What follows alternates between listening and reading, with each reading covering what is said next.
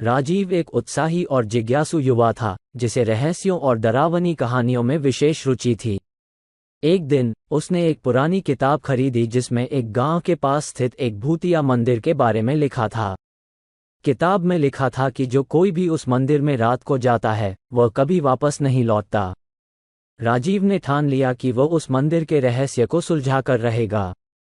उसके दोस्त राघव ने उसे बहुत मना किया, लेकिन राजीव नहीं माना और मंदिर जाने की योजना बनाए।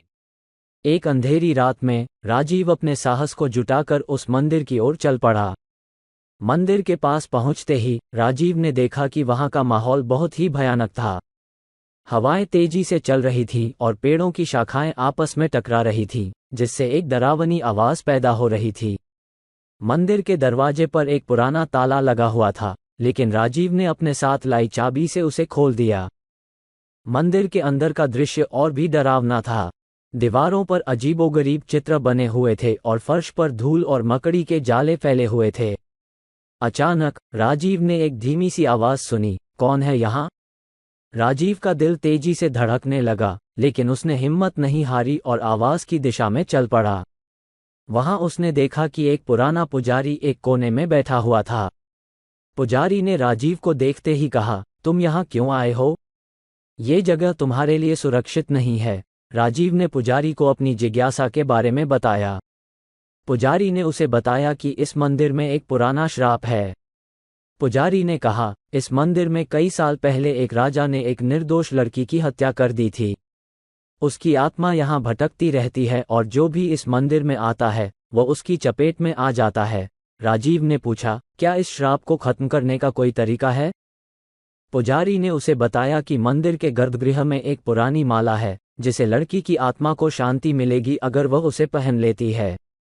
राजीव ने तुरंत गर्भगृह की ओर चलना शुरू किया। गर्भगृह के पास पहुंचते ही उसे एक ठंडी हवा का झोंका महसूस हुआ और एक अजीब सी गंध आई। राजीव ने गर्भगृह के अंदर प्रवेश किया और वहां एक प्राचीन मूर्ति के गले में माला देखी। उसने माला को उठाया और जैसे ही उसने माला को हाथ में लिया, मंदिर में तेज हवाएं चलने लगीं और दीवारों से चीखने की आवाजें आने लगीं। राजीव ने जल्दी से माला को लड़की की आत्मा की तस्वीर के पास रख दिया। अचानक एक तेज रोशनी फैली और मंदिर शांत हो गया। पुजारी ने मुस्कुराते हुए कहा, तुमने इस मंदिर के श्राप को खत्म कर दिया है। अब ये जगह सुरक्षित हो गई है। राजीव ने राहत की सांस ली और मंदिर से बाहर निकला। सुबह होते ही राजीव ने अपने दोस्तों और गांव वालों को अपनी अद्भुत यात्रा की कहानी सुनाई। उसने उन्हें बताया कि कैसे उसने अपने साहस और धैर्य से उस भूतिया मंदिर के रहस्य को सुलझाया और श्राप को खत्म किया। गांव वाले राजीव की हिम्मत और बहादुरी की सराहना करते हुए उसके प्रयासों की तारीफ करने लगे। कहानी का संदेश: इस कहानी से हमें ये सीखने को मिलता है कि साहस और धैर्य से किसी भी कठिनाई का सामना किया जा सकता है। हमें कभी भी डर के सामने झुकना नहीं चाहिए और हमेशा सच्चाई और न्याय की राह पर चलना चाहिए।